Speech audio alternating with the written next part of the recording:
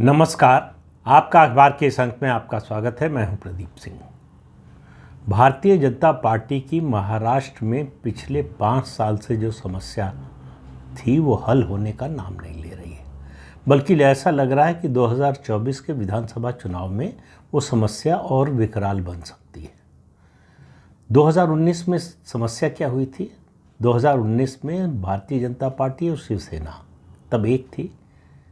उद्धव ठाकरे उसके नेता थे, मिलकर गठबंधन में चुनाव लड़े। गठबंधन को चुनाव में स्पष्ट जनादेश मिला, बहुमत मिला। उसके बाद शुरू हुआ मुख्यमंत्री पद का झगड़ा। उद्धव ठाकरे का कहना है कि उनकी जो अमित शाह से बंद कमरे में बैठक हुई थी, 2.5 साल मुख्यमंत्री बनाने पर, मतलब दोनों दलों के ये सहमति बनी थी। अमित शाह का कहना है कि मुख्यमंत्री के बारे में ऐसी कोई बात नहीं हुई थी। पूरे कैंपेन के दौरान प्रधानमंत्री, खुद अमित शाह, भाजपा के लोग लगातार ये कहते रहे देवेंद्र फडणवीस को ही मुख्यमंत्री पद के उम्मीदवार के रूप में, और उस समय सिटिंग चीफ मिनिस्टर थे, तो इसलिए उन्हीं को पेश किया जाता रहा। इस नाम पर, इस मुद्दे पर उद्धव ठाकरे ने गठबंधन तोड़ दिया और वो चले गए कांग्रेस और एनसीपी के साथ। शरद पवार ने पहले बीजेपी के साथ मिलकर सरकार बनाने का वादा किया था। वो जो घटनाक्रम हुआ, डिप्टी सीएम बने अजीत पवार और सीएम बने देवेंद्र फडणवीस, अलग सुबह जो है शपथ दिलाई गई, वो सब ड्रामा शरद पवार की सहमति से हुआ था।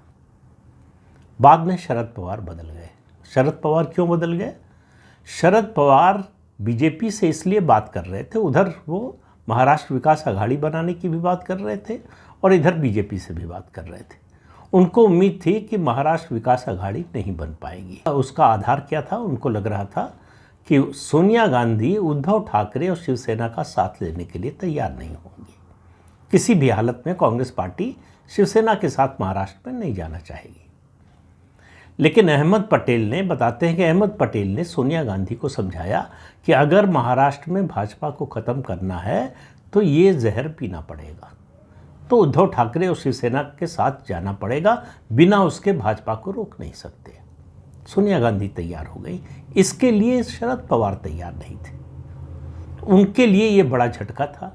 उनकी जो कैलकुलेशन थी, उनका जो प्लान था कि भाई महाराष्ट्र विकास अघाड़ी बनेगा नहीं तो हम राज्य के विकास के नाम पर और राज्य के भविष्य के नाम पर और इस नाम पर कि जो है फिर से तुरंत चुनाव में न झोंका जाए प्रदेश को, इस सब नाम पर बीजेपी के साथ चले जाएंगे।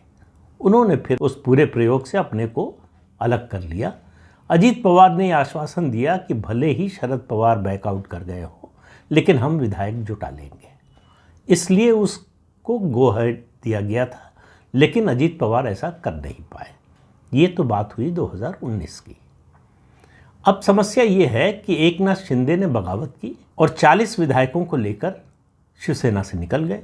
उसके बाद मामला गया निर्वाचन आयोग में, इलेक्शन कमीशन में। इलेक्शन कमीशन ने शिंदे का जो फैक्शन था उसको असली शिवसेना घोषित कर दिया, शिवसेना का नाम दे दिया और शिवसेना का जो चुनाव चिन्ह था वो भी दे दिया। तब से एकनाथ शिंदे की जो पार्टी है वो असली शिवसेना है चुनाव आयोग के रिकॉर्ड में।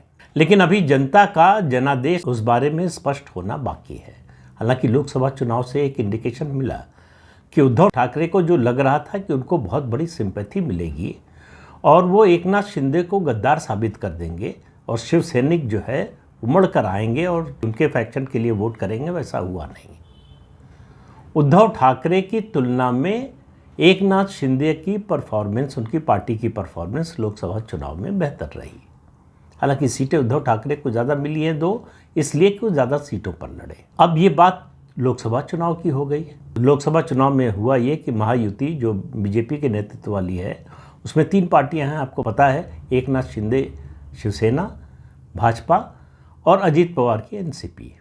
अजीत पवार की एनसीपी भी चुनाव आयोग से असली एनसीपी घोषित की जा चुकी है। लेकिन अजीत पवार को एनसीपी के कैडर का या उसके मतदाताओं का, समर्थकों का वैसा समर्थन नहीं मिला, बल्कि उसका फ़ायदा मिला शरद पवार को। 25 साल पुरानी है शरद पवार की पार्टी एनसीपी, कांग्रेस से अलग होकर उन्होंने 1999 में बनाई थी। तब से लेकर अब तक इस लोकसभा चुनाव में उनकी बेस्ट परफॉर्मेंस थी स्ट्राइक रेट के हिसाब से। 2009 में उनकी पार्टी को 9 सीटें मिली थी, इस बार 10 सीटों पर लड़े और 8 सीटें जीते। तो इसलिए जो है उनका स्ट्राइक रेट एक तरह से क्या स्पष्ट है कि 80%, जो और किसी पार्टी को, किसी गठबंधन की पार्टी को नहीं मिला। तो पार्टी की टूट का फायदा एनसीपी में शरद पवार को मिला और शिवसेना में टूट का कुछ एडवांटेज, मतलब फायदा उस तरह से स्पष्ट रूप से नहीं है, लेकिन एडवांटेज एकनाथ शिंदे है। ये परिस्थिति बनी लोकसभा के चुनाव में। बीजेपी इन दो नावों की सवारी में बीच में डूब गई। उसकी पिछले लोकसभा चुनाव में वो 25 सीटों पर लड़ी थी और 23 पर जीती थी। इस बार वो 28 सीटों पर लड़ी और सिर्फ 9 सीटें जीत पाई। तो इससे आप अंदाज़ा लगा सकते हैं कि न केवल पार्टी डूबी बल्कि प्रधानमंत्री की अपील भी डुबो दी पार्टी। महाराष्ट्र के लोगों को ये पसंद नहीं आया भाजपा का पार्टियों को तोड़ना, उसका नुकसान भाजपा को उठाना पड़ा। लेकिन जो 19 में समस्या थी वही समस्या मुहबाए इस समय बीजेपी के सामने खड़ी है 2024 में भी। यानी समस्या क्या थी? मुख्यमंत्री का पद। मुख्यमंत्री कौन बनेगा? तो उस समय चुनाव से पहले ये लड़ाई खुलकर सामने नहीं आई थी, चुनाव नतीजे आने के बाद आई। इस बार चुनाव से पहले ही ये लड़ाई सामने आ गई है। एकनाथ शिंदे मुख्यमंत्री हैं तो उनको लगता है कि उनका स्वाभाविक दावा है। भारतीय जनता पार्टी सबसे बड़ी पार्टी है, इस विधानसभा में उसकी 105 सीटें हैं और एकनाथ शिंदे की 40 सीटें हैं। इसलिए जो है भारतीय जनता पार्टी ज़्यादा सीटों पर लड़ना चाहती है। एकनाथ शिंदे और अजीत पवार की पार्टियां भी ज़्यादा सीटों पर लड़ना चाहती हैं। अब कितनी सीटों पर समझौता होगा और कौन कितनी सीटें जीतेगा? जाहिर है कि जो पार्टी ज़्यादा सीटें लड़ेगी उसके ज़्यादा सीटें जीतने की संभावना है। तो ऐसे में बीजेपी का मुख्यमंत्री होना चाहिए, ये बड़ी स्पष्ट और स्वाभाविक बात है। लेकिन बाकी दोनों फैक्शन यानी अजीत पवार और एकनाथ शिंदे फैक्शन ये मानने को तैयार नहीं है। दूसरी बात, बीजेपी ये मानने को तैयार नहीं है कि एकनाथ शिंदे को गठबंधन के मुख्यमंत्री पद के उम्मीदवार के रूप में पेश करके चुनाव लड़ा जाए, जबकि एकनाथ शिंदे और उनके साथी ऐसा चाहते हैं। अजीत पवार भी नहीं चाहते। उनका कहना है कि ये कलेक्टिव लीडरशिप का जो है मामला है, इसलिए चुनाव के बाद ही इसके बारे में कोई फैसला होना चाहिए। अब मुद्दा वही है कि अगर चुनाव नतीजा आता है और उसी तरह का फ्रैगमेंटेड आता, मान लीजिए कि बीजेपी 105 या उससे नीचे रह जाती है या उसके आसपास आती है, सबसे बड़ी पार्टी तो बन जाती है लेकिन अपने दम पर बहुमत के करीब नहीं पहुंच पाती, तब फिर मुख्यमंत्री का मुद्दा उठेगा और फिर से पॉलिटिकल रीअलाइनमेंट की संभावना से या आशंका से इनकार नहीं किया जा सकता। अजीत पवार की नज़र बड़े लंबे समय से मुख्यमंत्री की कुर्सी पर है। जाहिर है कि इस गठबंधन में उनको मुख्यमंत्री का पद तो नहीं मिलने वाला। तो क्या मुख्यमंत्री का पद नहीं मिलेगा तब भी वो साथ रहेंगे चुनाव के बाद, नतीजे आने के बाद, या चाचा के साथ लौट जाना पसंद करेंगे? क्योंकि चाचा के साथ रहने में यह है कि पूरी पार्टी की विरासत चाचा के बाद उनको मिल सकती है। उनकी बहन जो है सुप्रिया सुले, वो दिल्ली की राजनीति करने में ज़्यादा कंफर्टेबल है बजाय प्रदेश की राजनीति के। तो एक बड़ा प्रलोभन उनके लिए ये है। दूसरा उनके लिए ये है कि इस गठबंधन में उनकी ताकत लगातार घटती जाएगी, उनका महत्व भी घटता जाएगा। तो ऐसे में वो पुनर्विचार कर सकते हैं इस गठबंधन में रहने पर। दूसरा, एकनाथ शिंदे क्या करेंगे? क्या वो मुख्यमंत्री के पद पर अड़ेंगे? बीजेपी के पास उस समय एक तकनीकी आधार था एकनाथ शिंदे को मुख्यमंत्री बनाने का कि वो सरकार लेकर आए। वो ना आते तो महाराष्ट्र में भाजपा सत्ता में ना आ पाती, तो इसलिए उनको मुख्यमंत्री का पद देना उसकी मजबूरी थी। लेकिन चुनाव के बाद अगर बीजेपी फिर से सबसे बड़ी पार्टी के रूप में उभरती है और एकनाथ शिंदे उससे काफ़ी पीछे रह जाते हैं, क्या तब भी बीजेपी एकनाथ शिंदे को बनाना चाहेगी मुख्यमंत्री? अभी जो बीजेपी में चर्चा है, बीजेपी का मानना है कि उसका अपना मुख्यमंत्री होना चाहिए। महाराष्ट्र जैसे महत्वपूर्ण राज्य में अगर बीजेपी सबसे बड़ी पार्टी है तो मुख्यमंत्री भी उसी का होना चाहिए। ये मुद्दा इतनी आसानी से सुलझने वाला नहीं है। जिस तरह का मामला उद्धव ठाकरे के साथ था, जो गठबंधन की फांस बना 2019 में, वही फांस अब नाम बदल गया है। उद्धव ठाकरे की जगह पर एकनाथ शिंदे आ गए और एकनाथ शिंदे बीजेपी का साथ नहीं छोड़ेंगे इसकी कोई गारंटी नहीं ले सकता। क्या महाराष्ट्र विकास आघाड़ी उनको मुख्यमंत्री बनाने की पेशकश कर दे तब भी वो बीजेपी के साथ रहेंगे?